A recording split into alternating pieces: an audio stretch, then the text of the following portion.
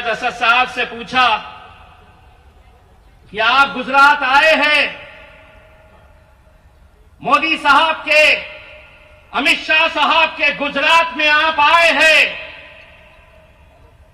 एक बात अच्छी तरह से समझ लीजिए, जो सवाल कर रहे और जो ये समझ रहे कि ये राज्य, ये गुजरात हमारा है, तो हम सिर्फ गुजरात की बात नहीं कर रहे, ये मुल्क किसी के,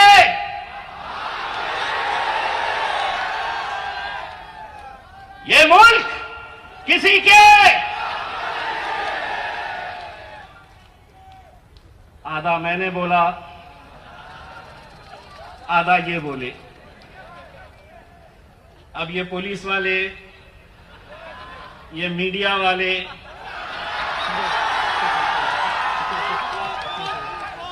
देखेंगे, इनको बीजेपी वाले पूछेंगे कुछ बोला क्या, कांग्रेस वाले बोलेंगे केस बनता क्या। अब हम इतने होशियार हो गए, आधा हम बोलते, आधा हमारी पब्लिक बोलती है। केस किस पे बनता? अगर केस बनाने के लिए जाएंगे तो क्या मिलता? बाबा जी का,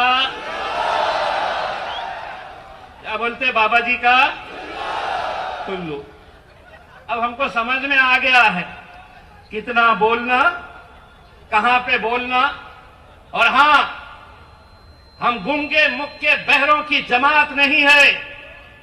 इस मुल्क में अगर कश्मीर से कन्याकुमारी तक अगर हमारे नौजवानों को किसी ने यह सिखाया है कि अगर इस मुल्क में जीना है तो सीना चौड़ा करके, सर ऊंचा करके चलना सीखो, अगर यह सीख किसी ने दी है तो मेरे खायब बैरिस्टर असदुद्दीन ओवैसी साहब ने दी है। बहुत हिम्मत लगती है। 550 का ऐवान है पार्लियामेंट, लोकसभा के अंदर 300 एक साथ बैठते हैं। भारतीय जनता पार्टी के, कांग्रेस के, राष्ट्रवादी के, समाजवादी पार्टी के तमाम लोग बैठते हैं। इतनी सारी तादाद उनकी, इतने सारे एमपीज उनके, हम कितने?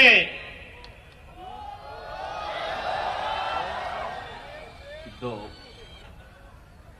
जब पहले दिन गए तो अमित शाह साहब ने मोदी साहब के पास गए तो मोदी साहब ने अमित शाह साहब से पूछा, अरे ओ सांबा,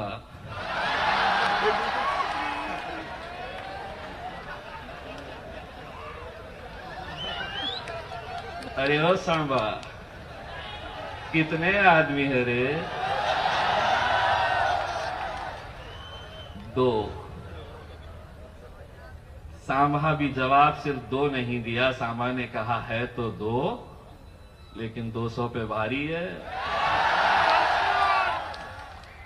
अभी ये जमात मजलिस इत्तेहाद उल मुस्लिमीन आपके बीच में आई है मेरे भाइयों, तो इस यकीन के साथ आई है कि आप लोग अपनी मोहब्बतों से हमें नवाजेंगे। हमें मालूम है कि गुजरात में आने से पहले बहुत सारी बातों के ऊपर हमारी चर्चा हुई।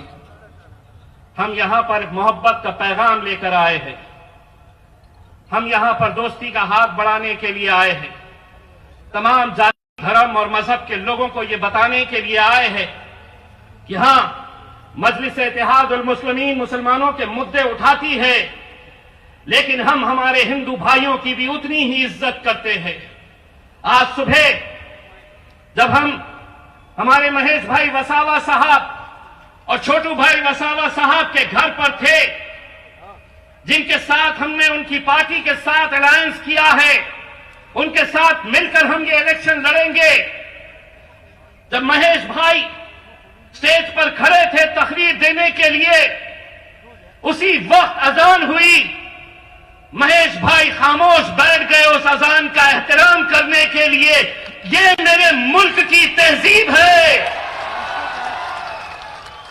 ये मेरे मुल्क की संस्कृति है। इसी संस्कृति के अंदर, इसी तहजीब के अंदर हम पैदा हुए हैं।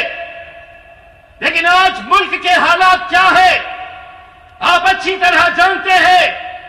महज सियासत की कुर्सी हासिल करने के लिए मुल्क को इतना नुकसान नहीं पहुंचाया जितना कि नरेंद्र मोदी के राज में भारतीय जनता पार्टी ने पहुंचाया है।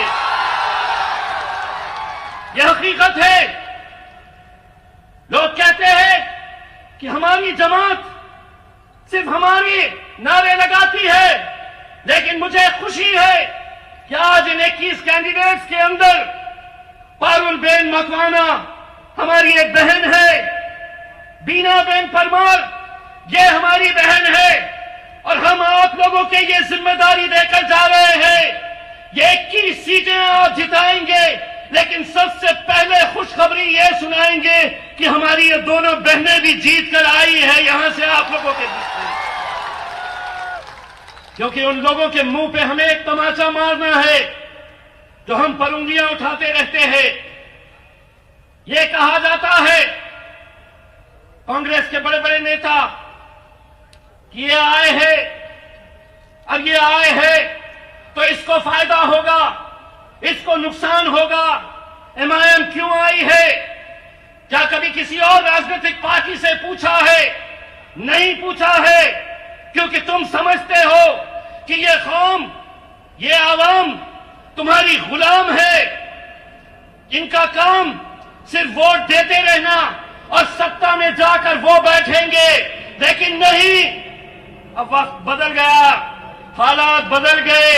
वो दिन गए जब हम बारातियों की तरह इनकी महफिलों में जाकर नाचते थे। अब दूल्हे भी हम ही बनेंगे, घोड़ी पर हम ही चढ़ेंगे। दूल्हे हम ही बनेंगे। मेरी भी शादी हो गई, वारिस की होगी, वारिस दूसरी कर सकता है, वारिस को बना सकते हैं। लेकिन नाचने के लिए 70 सालों तक हमने अहरे गैरों के फायदे के बारे में सोचा, अहरे गैरों के फायदे और नुकसान के बारे में सोचा। लेकिन अब जो भी फैसला होगा, फायदा सिर्फ हमारा देखा जाएगा, हमारी कौम का देखा जाएगा, हमारी आवाम का फायदा देखा जाएगा। बहुत हो चुका है। अब हम दूल्हे जब बनेंगे तो नाचने इंशाल्लाह तुम्हें जरूर बुलाएंगे। कांग्रेसियों, भारतीय जनता पार्टी वालों, कितने सालों तक ये खेल खेला जाएगा? ये इम्तियाज जलील अगर आपके सामने आज एक सांसद बनकर खड़ा है तो मैं अल्हम्दुलिल्लाह आप तमाम का भी शुक्रिया अदा करता हूं।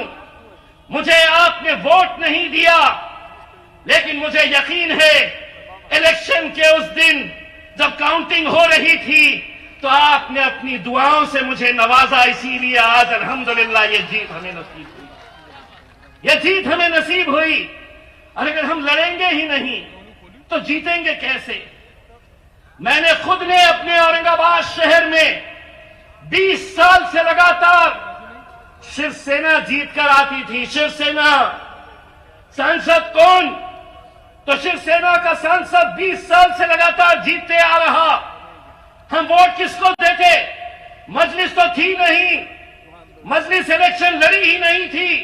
हम कांग्रेस को वोट देते, लेकिन लगातार 20 सालों से शिवसेना वहां से जीत कर आती थी। जब हम खड़े हुए मैदान में तो यही कांग्रेस वालों ने कहा कि देखो अब ये आ गए, अब तो इलेक्शन की जरूरत नहीं, शिवसेना भाजपा बड़ी